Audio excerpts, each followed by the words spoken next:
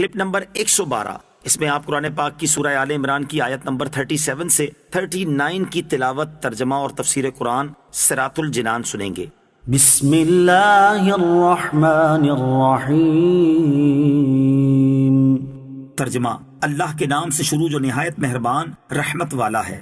فتقبلها ربها بقبول حسن وأنبتها نباتا حسنا وكفلها زكريا كلما دخل عليها زكريا المحراب وجد عندها رزقا قال يا مريم أنى لك هذا قالت هو من عند الله إن الله يرزق من يشاء بغير حساب۔ ترجمہ: تو اس کے رب نے اسے اچھی طرح قبول کیا اور اسے خوب پروان چڑھایا اور زکریا کو اس کا نگہبان بنا دیا۔ جب کبھی زکریا اس کے پاس اس کی نماز پڑھنے کی جگہ جاتے تو اس کے پاس پھل پاتے۔ زکریا نے سوال کیا، اے مریم، یہ تمہارے پاس کہاں سے آتا ہے؟ انہوں نے جواب دیا، یہ اللہ کی طرف سے ہے، بے شک اللہ جسے چاہتا ہے بے شمار رزق عطا فرماتا ہے۔ فتقبلها ربها بقبول حسن، تو اس کے رب نے اسے اچھی طرح قبول کیا۔ اللہ تعالیٰ نے نظر میں لڑکے کی جگہ حضرت مریم رضی اللہ تعالی عنہا کو قبول فرما لیا اور انہیں احسن انداز میں پروان چڑھایا۔ حضرت مریم رضی اللہ تعالی عنہا دوسرے بچوں کی بنسبت بہت تیزی کے ساتھ بڑھتی رہیں۔ حضرت حنا رضی اللہ تعالی عنہا نے ولادت کے بعد حضرت مریم کو ایک کپڑے میں لپیٹ کر بیت المقدس کے علماء کے سامنے پیش کر دیا تاکہ وہ انہیں اپنی کفالت میں لے لیں۔ ان علماء کو بہت معزز شمار کیا جاتا تھا اور یہ علماء حضرت ہارون علیہ نبینا علیہ الصلوۃ والسلام کی اولاد میں سے تھے اور بیت المقدس کی خدمت پر مقرر تھے۔ چونکہ حضرت مریم رضی اللہ تعالی عنہا حضرت عمران کی بیٹی تھی جو ان علماء میں ممتاز تھے اور ان کا خاندان بھی بنی اسرائیل میں بہت اعلیٰ اور صاحب علم خاندان تھا، اس لیے ان سب علماء نے، جن کی تعداد 27 تھی، حضرت مریم کو اپنی پرورش میں لینے میں رغبت ظاہر کی۔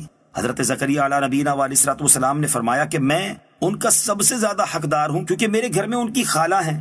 معاملہ اس پر ختم ہوا کہ قرعہ اندازی کی جائے، چنانچہ قرعہ حضرت زکریا علیہ نبینا علیہ الصلوۃ والسلام ہی کے نام پر نکلا اور یوں حضرت مریم رضی اللہ تعالی عنہا حضرت زکریا کی کفالت میں چلی گئیں۔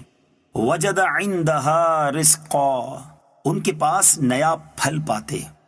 اللہ تعالیٰ نے حضرت مریم رضی اللہ تعالی عنہا کو بہت عظمت عطا فرمائی۔ آپ کے پاس بے موسم کے پھل آتے جو جنت سے اترتے، اور حضرت مریم رضی اللہ تعالی عنہا نے کسی عورت کا دودھ نہ پیا۔ جب حضرت زکریا علیہ نبینا علیہ الصلوۃ والسلام حضرت مریم کے پاس جاتے تو وہاں بے موسم کے پھل پاتے۔ ایک مرتبہ آپ علیہ الصلوۃ والسلام نے حضرت مریم سے سوال کیا کہ یہ پھل تمہارے پاس کہاں سے آتا ہے؟ تو حضرت مریم رضی اللہ تعالی عنہا نے بچپن کی عمر میں جواب دیا کہ یہ اللہ کی طرف سے ہے۔ حضرت مریم نے یہ کلام اس وقت کیا جب وہ پالنے یعنی جھولے میں پرورش پا رہی تھی، جیسا کہ ان کے فرزند حضرت عیسیٰ علیہ الصلوۃ والسلام نے اسی حال میں کلام فرمایا۔ حضرت زکریا علیہ الصلوۃ والسلام نے جب یہ دیکھا تو خیال فرمایا، جو پاک ذات حضرت مریم کو بے وقت بے موسم اور بغیر ظاہری سبب کے میوہ عطا فرمانے پر قادر ہے، وہ بے شک اس پر بھی قادر ہے کہ میری بانج بیوی کو نئی تندرستی دے دے اور مجھے اس بڑھاپے کی عمر میں اولاد کی امید ختم ہو جانے کے بعد فرزند عطا فرما دے۔ اس خیال سے آپ علیہ الصلوۃ والسلام نے دعا کی جس کا اگلی آیت میں بیان ہے۔ یہ واقعہ مزید تفصیل کے ساتھ سورہ مریم آیت نمبر 2 تا 15 میں مذکور ہے۔ مذکورہ بالا آیت سے اولیاء کرام رحمت اللہ تعالی علیہم کی کرامات بھی ثابت ہوتی ہیں کہ اللہ تعالیٰ ان کے ہاتھوں پر خوارق یعنی خلاف عادت چیزیں ظاہر فرماتا ہے۔ هنالك دعا زكريا ربه قال رب هب لي من لدنك ذرية طيبة إنك سميع الدعاء۔ ترجمہ: وہیں زکریا نے اپنے رب سے دعا مانگی، عرض کی، اے میرے رب مجھے اپنی بارگاہ سے پاکیزہ اولاد عطا فرما، بے شک تو ہی دعا سننے والا ہے۔ ہنالک دعا زکریا ربہ، وہیں زکریا نے اپنے رب سے دعا مانگی۔ حضرت زکریا علیہ نبینا علیہ الصلوۃ والسلام نے جب اس جگہ پر اللہ تعالیٰ کی کرم نوازی دیکھی تو وہیں یعنی بیت المقدس کی محراب میں دروازے بند کر کے پاکیزہ اولاد کی دعا مانگی۔ فنادته الملائكة وهو قائم يصلي في المحراب أن الله يبشرك بيحيى مصدقا بكلمة من الله وسيدا وحصورا ونبيا من الصالحين۔